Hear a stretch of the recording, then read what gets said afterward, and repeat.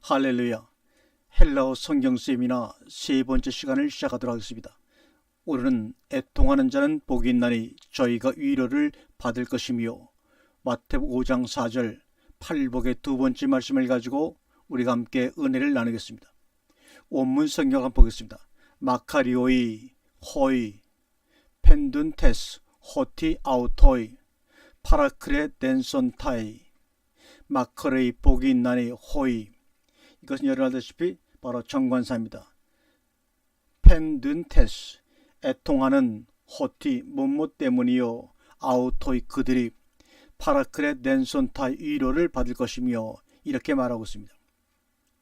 팔복이라고 일컬고 있는 소위 마태복음 5장 3절과 11절까지 거의 모든 구절들이 마찬가지지만, 오늘 우리가 살펴보고자 하는 본문도 의외 없이 그럴듯하게, 그야말로 그럴듯하게 왜곡되어서 지금까지 이해되고 있습니다. 대부분 5장 3절의 심령이 가난한 것은 팔복에서 하나의 시작이라고 전제해 놓고, 그 밖에 이어서 나오는 복은 기타 점진적으로 심령이 가난한 자에게서 이루어지는 현상으로 보려 하는 것이 일반적인 지금까지의 경향입니다. 사실상 순서로는 처음에 나와 있고, 그러기 오히려 그것이 더 타당해 보일 수가 있으며, 그런 유혹에 넘어가기가 매우 쉽다고도 볼 수 있을 것입니다.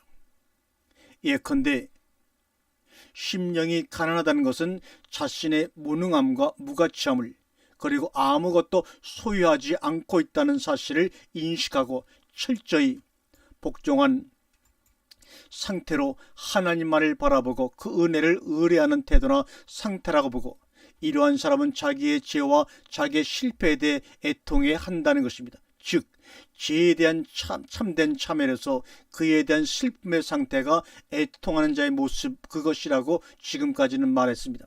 곧 무자비한 죄의 세력에 대한 인식과 이 세력을 막거나 피할 수 없는 우리의 무능의 인식에서 하나님께 끊임없이 부르짖는 울부짖음으로 이해하려는 것입니다.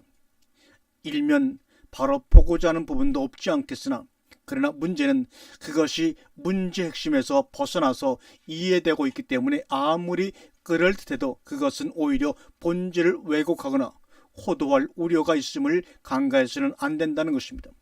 그렇기 때문에 이들의 애통하는 자인 복인 위로를 받을 것이며에 대해서 대부분이 뉘치며 애통하는 모든 죄인들에게 선언된 사죄야말로 위로라는 쪽으로 당연히 결론 지을 수밖에 없을 것입니다.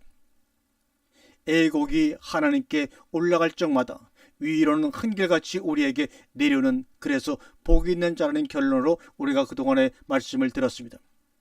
이러한 결론이 가져다주는 신앙의 부정적 악영향은 언제까지나 되풀이되는 많은 악순환을 가져다주고 있다는 데서 문제의 심각성이 있다 할 것입니다. 어떠한 악영향이겠습니까? 베드로와 사도가 표현한 대로 개가 그 토하였던 곳에 돌아가고 돼지가 씻었다가 더러운 구덩이에 누웠다는 말이 저희에게 응하였다 하는 말씀이 그대로 성취되어 반복하게 되는 신앙생활을 부추기는 결론밖에는 아무것도 아니라는 무서운 사실을 저는 깨달았습니다. 혹자는 말할 분이 계실지도 모르겠습니다. 그것은 참된 죄의 뉘침이나 애통이 아니었기 때문이지, 참으로 죄에 대하여 애통했다면, 그리고 그 결과로 위로를 받은 자라면 그럴 수 있겠느냐.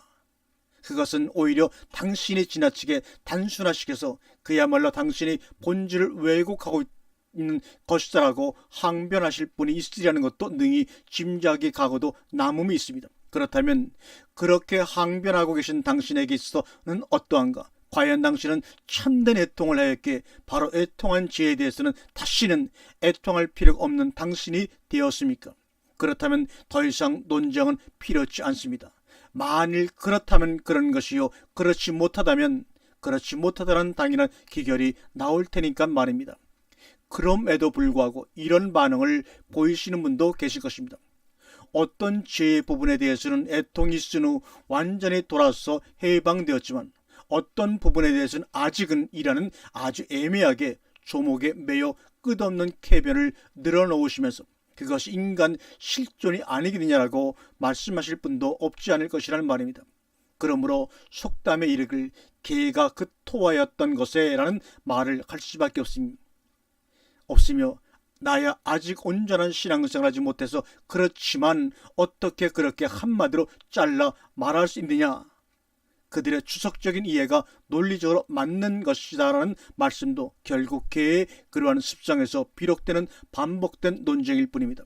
사실은 그러한 인간의 해결할 수 없는 논쟁의 되풀이에서 벗어날 수 없는 인간에게 애통의 가정이 필요하다는 사실은 결코 기이한 일이 아닙니다.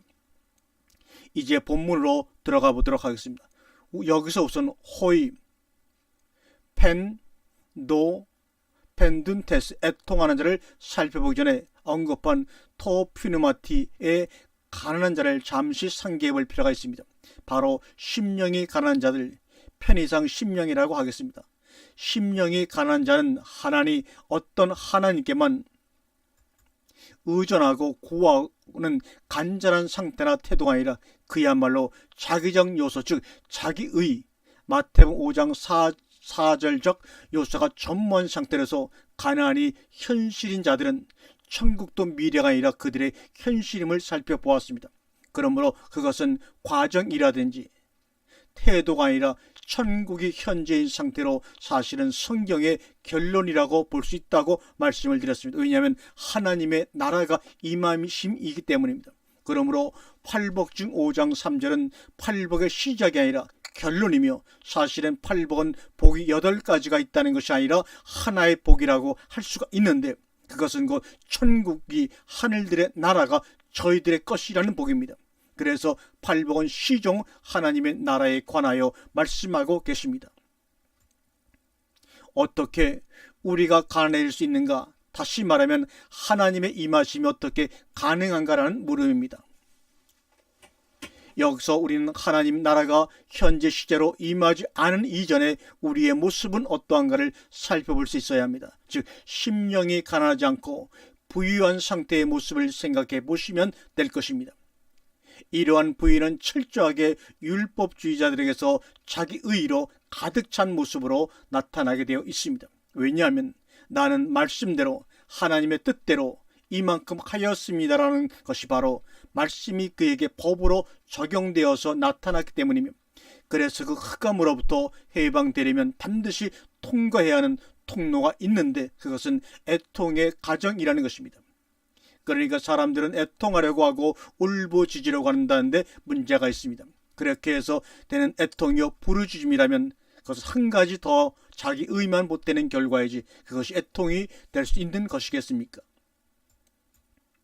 그렇다면 아마도 마음만 먹으면 누구나 할 수 있는 일일 것입니다. 그러기에 이것은 사람으로서 할 수 있는 것이 아니며 오직 하나님만이 하실 수 있는 것입니다. 우선 성경에서 언제 어떠할 때 애통하게 되는지를 살펴보도록 하겠습니다. 바로 오늘 본문에서 애통하는 자는 복이 있다고 말씀하신 주님께서는 마태복음 5장 19절에 말씀하시기를 혼인집 손님들이 신랑과 함께 있을 동안에 슬퍼 펜데인 할 수 있느냐, 바로 펜데인, 애통하다는 단어입니다. 그러나 신랑을 빼앗길 날이 이르느니 그때에는 금식할 것이니라.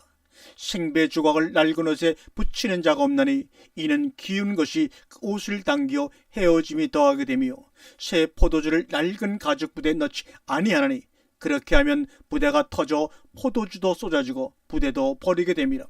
새 포도주는 새 부대에 넣어야 둘이 다 보존되니라 라고 말씀하시므로 애통하는 펜데오는 언제 일어나느냐 하면, 애통하는 것은 언제 일어나는 것이냐 하면 신랑을 빼앗길 때 자연스럽게 나타나는 현상임을 저희 바리새인들과 서기관들에게 금식과 관련하여 설명하고 계십니다. 실제로 신랑을 빼앗기고 난 후에 그와 함께 하던 자들의 애통하고 있는 모습이 마가복음 16장 10절에 나타나고 있습니다. 마리아가 가서 예수와 함께 하던 사람들의 슬퍼하며 울고 있는 중에 이 일을 고하매, 여기서 슬퍼함이 바로 애통하다는 단어 펜데오입니다. 슬퍼하며 애통하고 있는 모습은 그들이 따르던 예수가 십자가에 못 박혀 죽고 난 후 애통하며 울고 있는 모습 바로 그 자체입니다.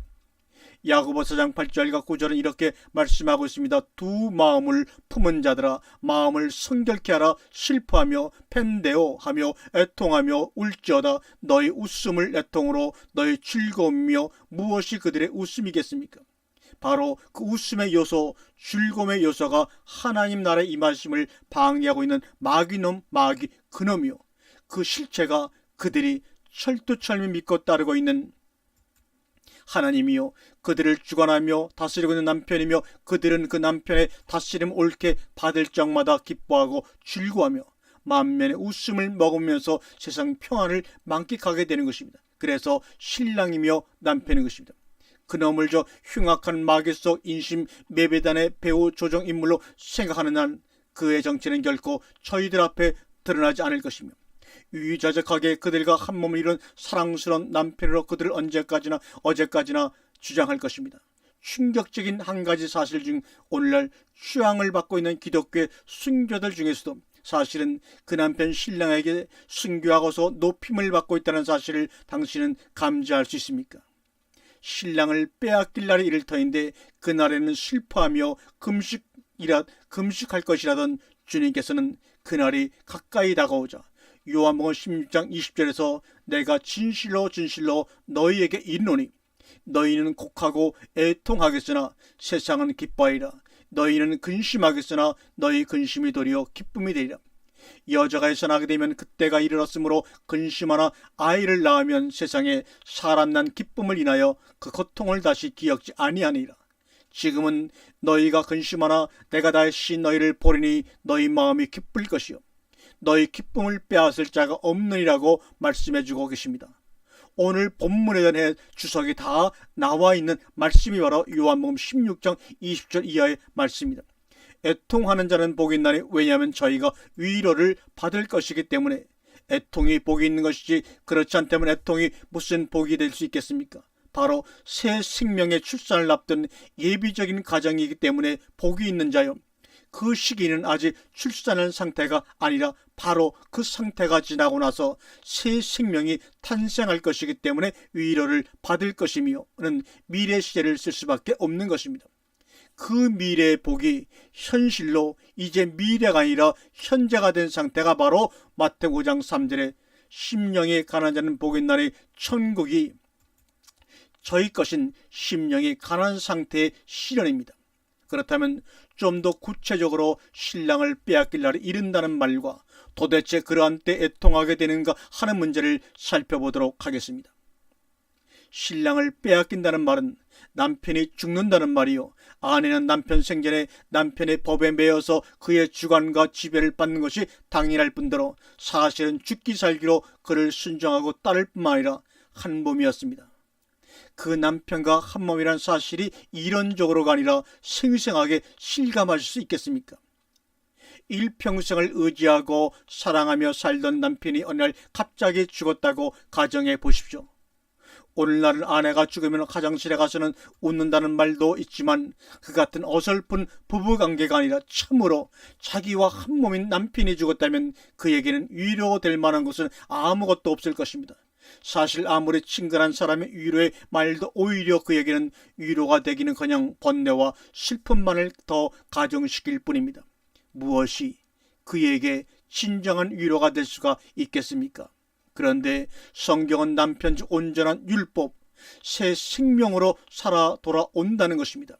그러기에 남편인 여인에게 유일한 한 가지 위로가 될 수 있는, 죽었던 남편이 살아 돌아오는 그것도 새 사람이 되어서 다시 품에 안기게 될 것이기에 복이 있는 것이요 위로를 받을 것이며 인 것입니다.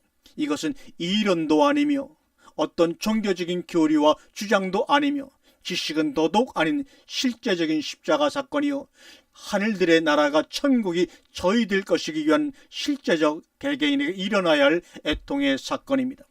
너희가 이 성전을 헐라 내가 사흘 동안에 일으키리라. 돌 하나도 돌 위에 남기지 않고 다 무너뜨리우리라. 유대교 신앙의 최고의 가치 질서인 성전이 헐린다고 생각해 보십시오.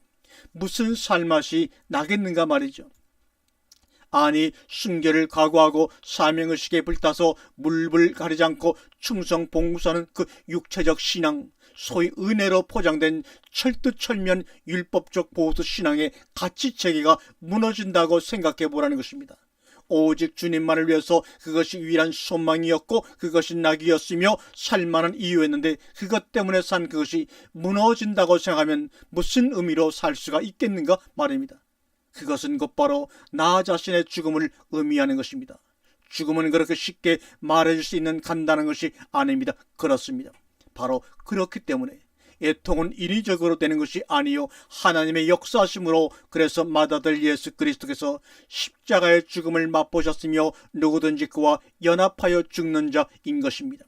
이때야 비로소 자신이 죽을 수 있는 것이며 여기서 로마 3장의 가난에 이르는 길이 열려있고 천국이 저희 것이므로 임할 수 있게 되는 것입니다. 그러므로 좁고 협잡한 그러나 생명으로 인도하는 분이며 이 애통의 가정이 로마서 7장까지라면 저희가 위로를 받을 것이며는 로마서 8장 이후라고 볼 수가 있습니다. 그래서 위로를 받을 것이며 왜 파라크레덴손타이의 명사형인 파라크레토스, 보혜사 파라크레토스는 우리의 위로자가 되시는 다른 보혜사요, 요한복음 14장 16절고 조금 있으면 다시 보게 되는 진리의 영이신 새로운 남편인 그리스도가 아니겠습니까?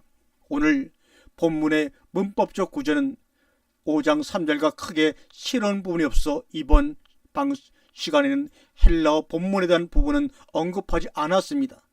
아마도 5장 10절까지는 특별한 구문 없고 같은 문법적 형식을 띠고 있습니다. 다음 시간은 헬라어 성경 세미나 네 번째 시간으로 온유한 자에 대해서 같이 은혜를 나누고자 합니다. 감사합니다.